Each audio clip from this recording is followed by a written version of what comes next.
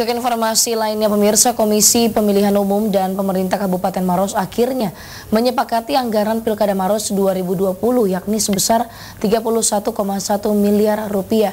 Jumlah anggaran yang disepakati tersebut sedikit mengalami pengurangan dari pengajuan awal yakni sebesar 34 miliar rupiah.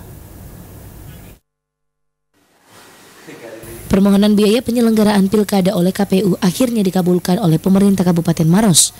Kedua belah pihak menyepakati besarnya biaya Pilkada Maros tahun 2020 sebesar 31,1 miliar rupiah. Sebelumnya pihak KPU mengajukan anggaran pelaksanaan Pilkada sebesar 34 miliar rupiah.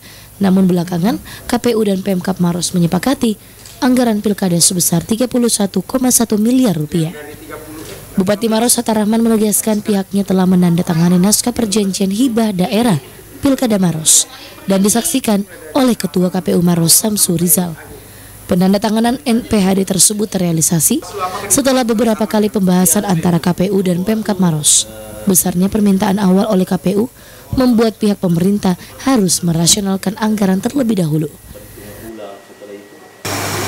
Proposalnya KPU itu sekitar 35 M, sangat jauh dibandingkan dengan yang ditetapkan NPHD-nya di daerah lain yang komposisi jumlah penduduk, jumlah TPS dan jumlah pemilihnya hampir sama dengan Maros, tapi nilai usulan ke kita ini agak besar.